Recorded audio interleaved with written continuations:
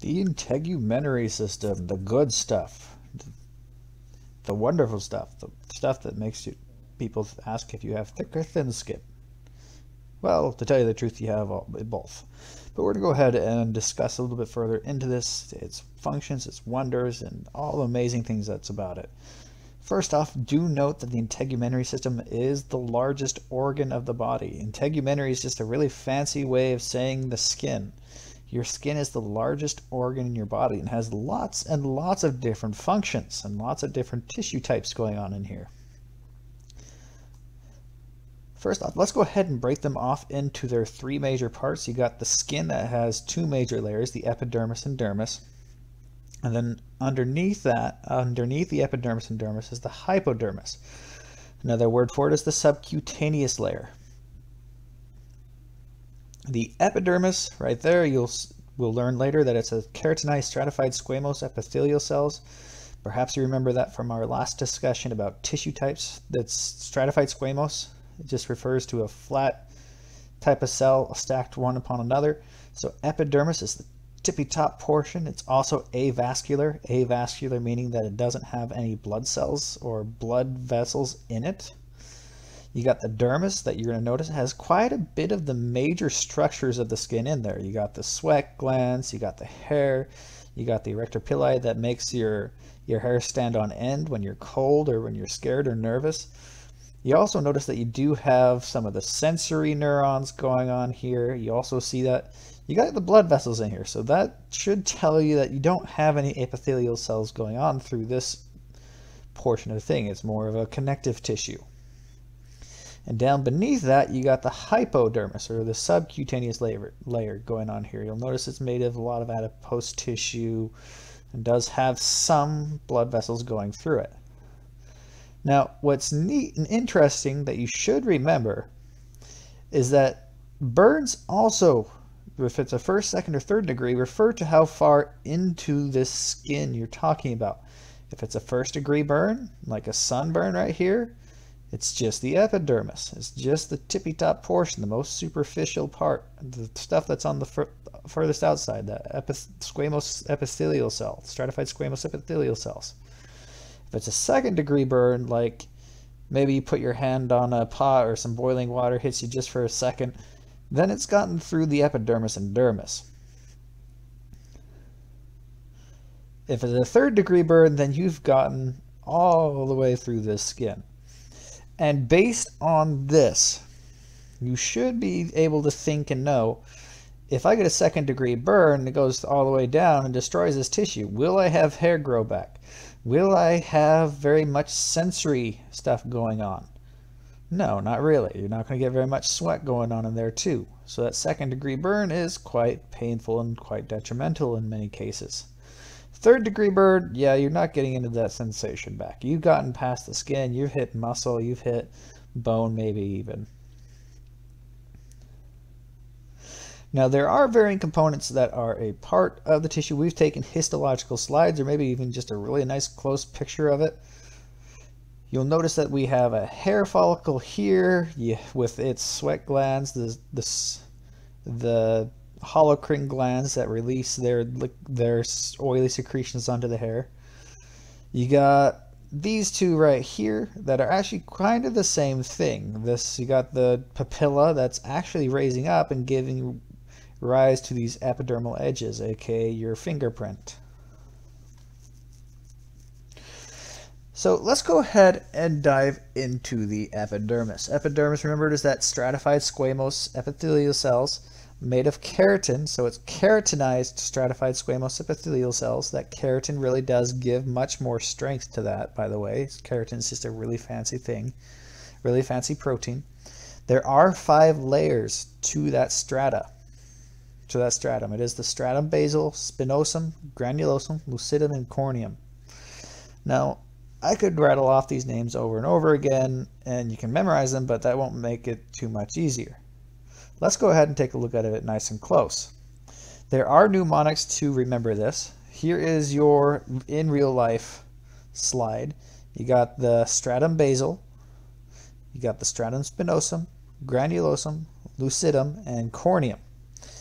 The mnemonic for it is, for the South appropriate, come, let's get sunburned. Come, corneum, lucidum, let's, get, granulosum, spinosum, sun, basil, burned. NOLA appropriate would be, come, let's get some boudin. Oh, I have beer there. Come, let's get some beer. There are 4 different major types of cells hanging out in the epidermis. You got the keratinocytes. These are the ones that are the most abundant. You will find them throughout all the layers, all the stratums. Keratinocytes are the things that you will find throughout all the strata. Melanocytes. This one should kind of go, yeah, I've heard this name before. Remember that cyte means cell. Melano.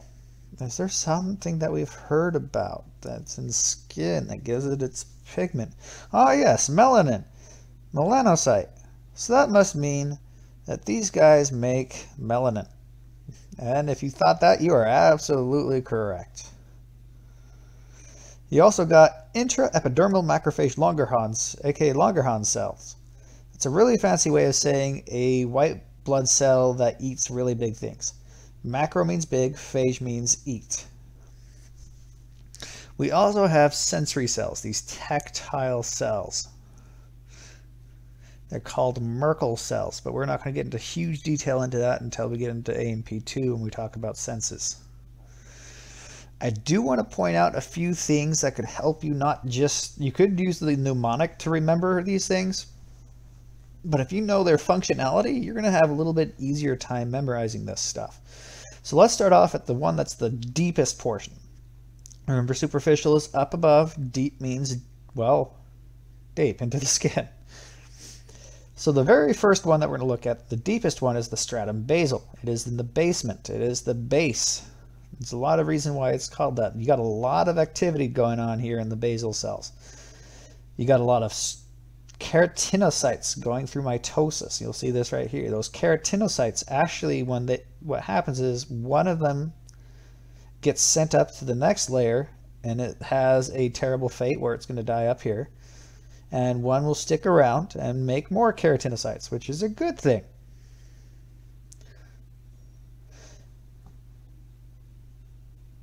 The other one, you'll notice that the melanocytes hang out down here in the stratum basal as well. That stratum basal is where they hang out. They are not going to leave there, but what they will do is they will let go of their melanin. They will create and produce melanin to go ahead and shoot it out into these extracellular space, which is great. It's wonderful. Especially if you are being exposed to high amounts of UV radiation. The melanin is there to help block it. That is one of the major roles of the skin, is to help protect, and help protect in many ways. And this melanocyte, it's doing its job by blocking UV rays, which can be damaging to DNA. You also have in this exact same layer the tactile epithelial cells. You'll notice that that nerve is coming in through the dermis, but that epithelial cell is hanging out in that basal strata, stratum basal. Finally, notice that the macrophage, the Langerhans cell, is hanging out in the stratum spinosum. So a lot of the activity is hanging out in that stratum basal. All of these are keratinocytes. So the stratum basal, we talked about that. Now we're going to stratum spinosum. They call it spinosum because if you look in between the cells, you'll see kind of like those spines sticking out. Spine, spinosum. Huh, neat. And then if you go up, you're going to see it's a lot more granular. The color changes big time. Remember that this blood cell, these bloods are, this tissue right here, this epithelium is not vascular, does not have its own blood supply. So as it gets further and further away, it becomes sicker and sicker because it doesn't get the nutrients that it needs. Another thing that's complicating it is that it's creating a lot more keratin, tons of keratin. And that keratin is really impeding the flow of nutrients into these cells. Then you get the Stratum Lucidum, which looks very shiny, only exists in one type of tissue type, skin type, but everyone has it. I'll talk about it here shortly. And then you got the Stratum Corneum, which is the outermost layer. It's dead keratinocytes. And if you think about it, you might not want to think about it, but we're going to think about it. Submariners, the people that live on submarines for several months out of the year, they can attest to you and tell you that there is dust all over inside that submarine, even though they've never, ever surfaced for a couple of months. Where is that coming from? Well, from everyone's skin, you and your crewmate's skin. These cells up here in the stratum corneum shed off often and frequently. In fact, you have a new layer of skin within 40 days. So all those little dust particles are actually just bits and pieces of skin. Something else to note, because of the 40-day interval, if you eat a whole bunch of pigmented food, like heavy keratin food, heavy pigmented food, and it changes your skin color, you're going to have that skin color for several days, the good 40 days, until it cycles off and removes your cells. Here is that epidermis in real life. Let's go ahead and hit the different layers again really quick. We got the stratum corneum up at the tippy top. And then we got this next one. That's the stratum lucidum. Look how shiny it is and smooth and lucid. It's nice and clear. Lucid means to be able to think clearly. Lucid, the stratum lucidum, is one of the defining things between two different skin types that everyone has. Thin skin, aka hairy skin, and thick skin. Thick skin is found only on the palms and on the surface of your fingers and toes, as well as the soles of your feet. Kind of makes sense. You kind of want a little bit of the thicker skin there, since you get a lot of interaction there against the ground, against whatever you handle, while your thin skin, which is your hairy stuff, your hairy body, or hairy skin, let me rephrase that, is everywhere else. And that thin skin does not have that stratum lucidum. In fact, let's go ahead and break apart the thin and thick skin really quick. Again, we just talked about where they're found. You got found that everywhere except for the base of your feet and the palms and on your digits, aka your toes and your fingers. And the reverse is true for thick skin. It's only found there. Notice how thick it is in comparison. You only got like 1/10 of a millimeter going on here. But here in the thick skin, you can get it up to like 0.18 inches. That's pretty thick. And that's just one piece, one layer of your skin. One of the 3 layers.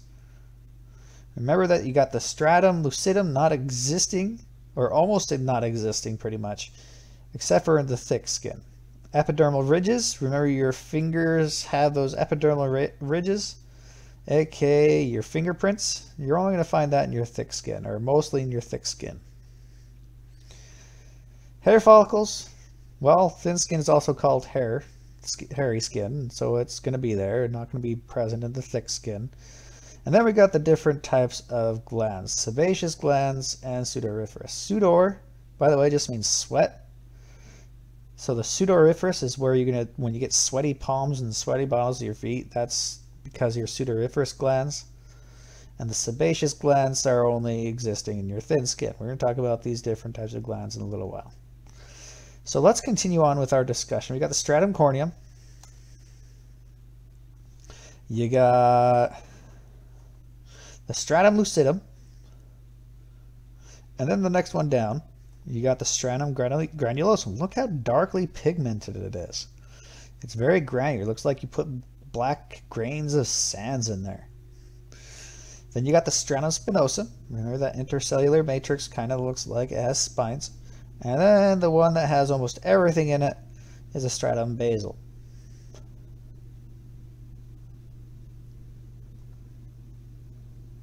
We would be remiss. I would fail you if we didn't talk about the different types of skin pigments really quick. So melanin, well, it's produced by melanocytes, right? In the stratum basil. it could be making these two different types of melanin, the pheomelanin and the eumelanin, both of which have a slightly different tint to them. You can also have a nice red rosy cheek type of situation because of hemoglobin. Remember that hemoglobin is just found in red blood cells. And carotene is that yellowish orange pigment that you find a lot in your carrots, in fat tissues, and things like that. That's what gives it that nice yellowish orange pigment.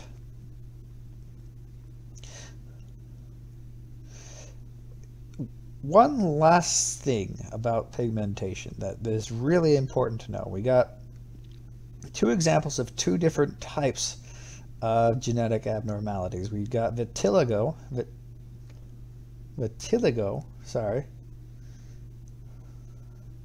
which is characterized by blotches of skin that are lacking that color. And Amy Deanna is actually a model for CoverGirl. Nothing to be ashamed of to have vitiligo, as well as albinism. Nothing to be ashamed of. And Mara and Laura Bauer are examples of that. Now with them, they are lacking the melanin pigment, or the ability to produce that pigment, which a lot of things in your body require you to have that pigment to make them work a little bit better, or to give them that specific color. For instance, the iris of the eye will be blue because it's lacking that darker pigment, as well as the back of the eye. This is FYI mostly. That back of the eye has melanin in it to help absorb the light so it doesn't reflect back into the light sensor cells. If there's extra light bouncing around, it's going to hurt their eyes. And so albinos are often seen wearing glasses or sunglasses, even in the inside, because they're just so ultra sensitive to that light. We're going to finish off by talking about the dermis and the hypodermis and just its basics. The dermis has two different regions in it, a papillary, which is the most superficial portion of the dermis. Now don't get me wrong, remember that you still have the epidermis above this, but the papillary is just beneath that. And so you got a lot of areolar connective tissue, you got the elastic tissues, you got a lot of the corpuscles, of a lot of things that help sense touch and free nerve endings and things like that. While the reticular, remember that reticular back in our last chat, is more of that thick collagen fibers that kind of give that support that a lot of things might need. Finally, the hypodermis, another word for it, the subcutaneous layer, it attaches the skin to the underlying tissues and organs. So with that will be the end of this first portion. We will be going back into the accessory structures of the skin here in the next video.